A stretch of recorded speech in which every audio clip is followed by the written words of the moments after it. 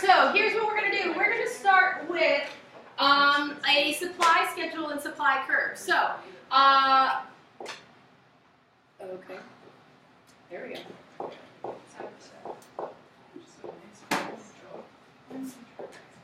All right, if you remember, supply schedule, this is going to be very similar to a demand schedule. So what did a demand schedule look like? It was a chart with two columns with what? Price and quantity. Okay, guess what? Supply schedule, same thing, okay? But in this case, what we're going to do is we're going to do this we have to talk about how you all are a supplier, okay? So what I have found is that supply is usually hard for you guys to understand because of the fact that you are used to thinking like a consumer. You're used to thinking like, I'm buying these products. But you have to switch your thinking for supply. You have to think like, if I was selling this, okay? So here's what I want to start with is that how are you all a supplier? How have you been a supplier in different situations? Maybe think of when you have sold something. Lemonade, did you have a lemonade stand when you were a kid? Other ideas? Garage sales? Car washes? Anybody ever mowed lawn for money? Okay. Anybody ever babysat? Okay. Those are all examples of when you were a supplier. Okay. So I want to pick out one of those examples to be able to kind of walk you through and be able to show you how supply actually works. Okay. So we're going to actually go with babysitting.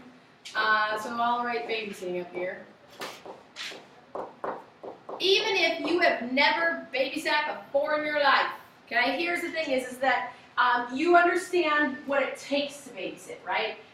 You understand the principle that, you go and you watch somebody else's kids and they pay you per hour, right, to watch somebody else's kids. Okay, so we're going to say that we're going to do this supply schedule for babysitting.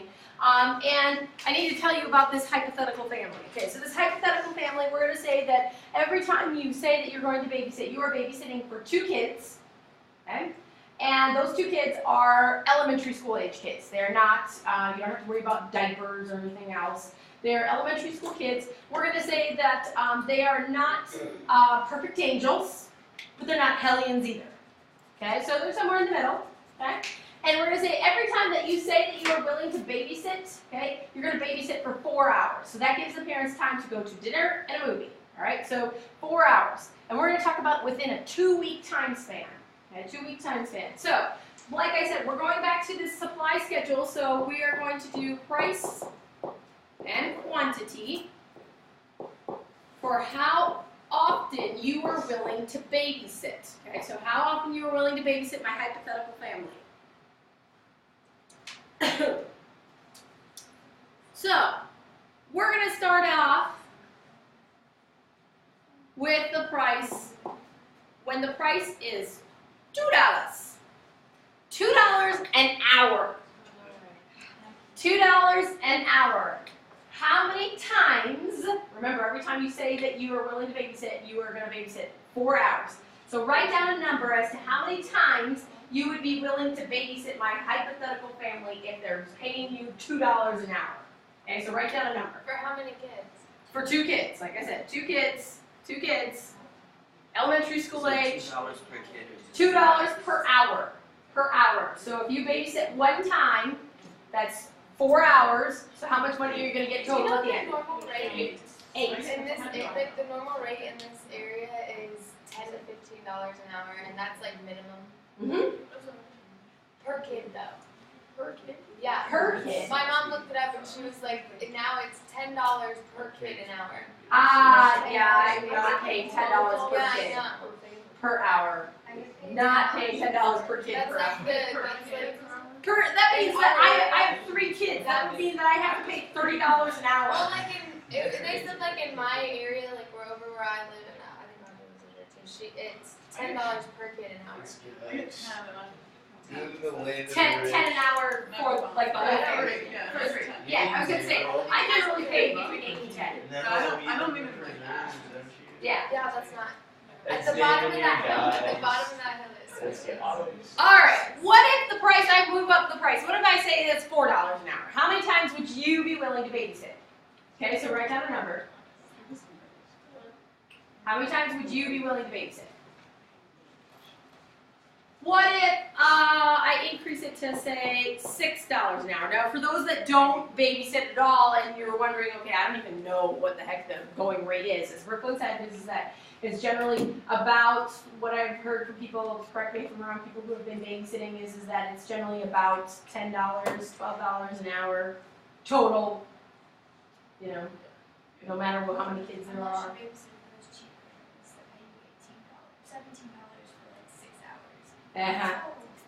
And then you know, and then after that, it's really sad, because then after that you know how much they're getting to pay you, and after that when they call you again, you're like, oh, I'm busy.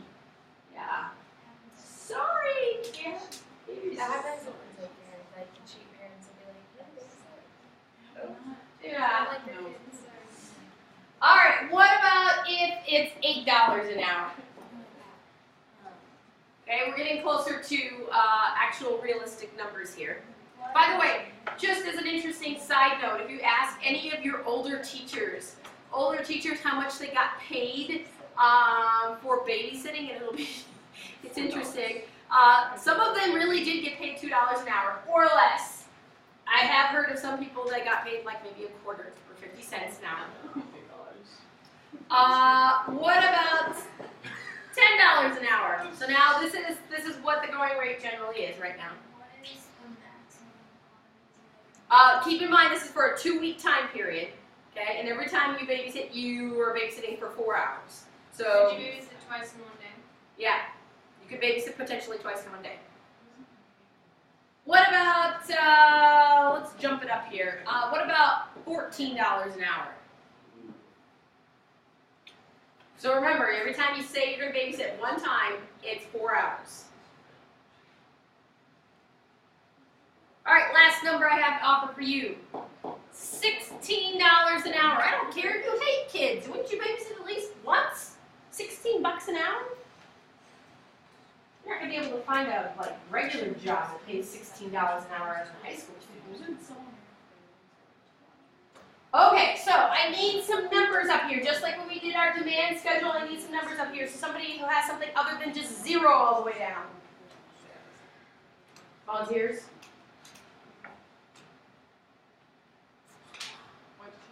All right, Margaret, what do you got for numbers? 0, 0, 0, 0, 1, 1, 2, 2, 5, 5, 6, 6. and 8. Okay. Somebody else. All right, Sasha, what do you got? 0, 2, 3, 2, 3, 6, 6, 10, 14. 10, 14. I'm missing one. Where did I get off? 0, 2, 3, 6.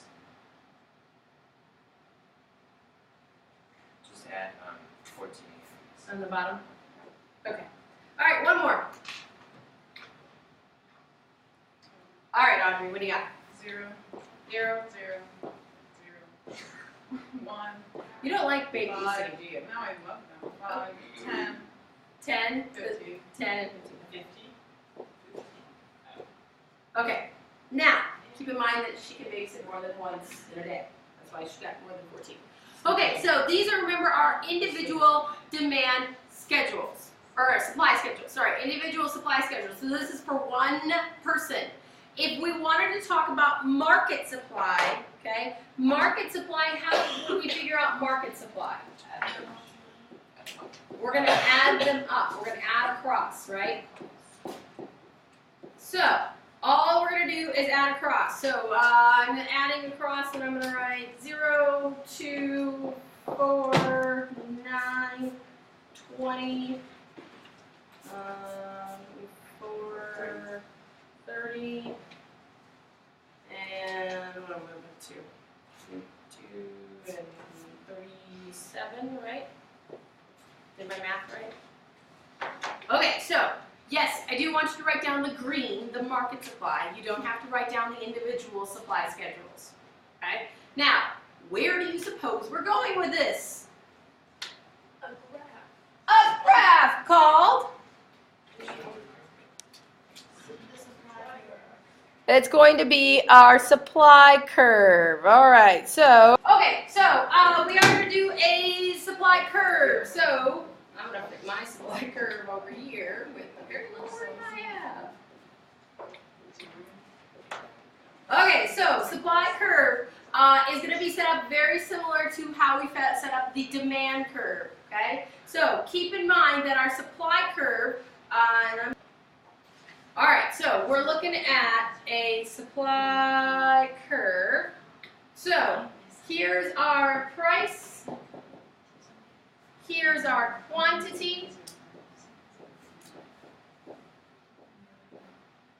All right, so I tried to keep it fairly easy, and I kept it pretty much $2 going up every 2.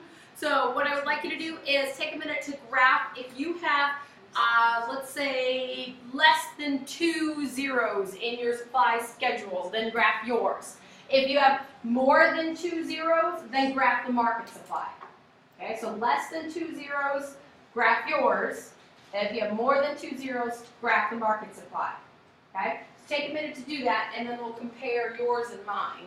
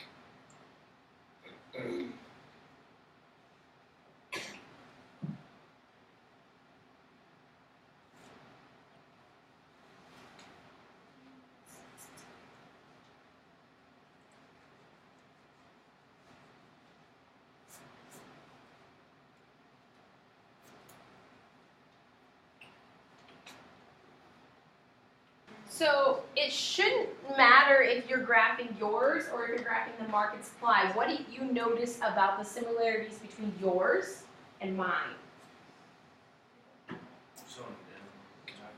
What did you say? Well, we always start here from the left and we go move to the right. The demand was from the top. Mm-hmm. This one's from the bottom. Okay, so notice that this is, what did you say, Riley? It's up. It's upward sloping, okay? So here's the thing is that supply curves are always upward sloping. Demand curves were always downward sloping. Supply curves are always upward sloping. If you ever draw a supply curve and you're plotting it and it turns out to not be upward sloping, you did something wrong. Because supply curves are always upward sloping. Okay? Think about this. Why is it that it's upward sloping? As I increase the price, what happens to the amount of times you're willing to babysit? It goes up. So Goes up. Why? Why were you willing to babysit more often as I increase the price? because everyone wants more money. They want more money. It's that profit motive, right? Okay, produce it like moolah. So, you increase the price, more profit to them, more money in their pocket, and they say, hey, awesome, I will go and offer more for sale. Okay? So, does anybody have any questions about how to do a supply schedule or a supply curve? We good? All right. As I mentioned with demand schedule and demand curve, I want you to leave this paper as it is. So I want you to flip it to another page for like notes. Okay. So don't put anything else on this. You can leave the back open or the rest of the page or whatever. Okay.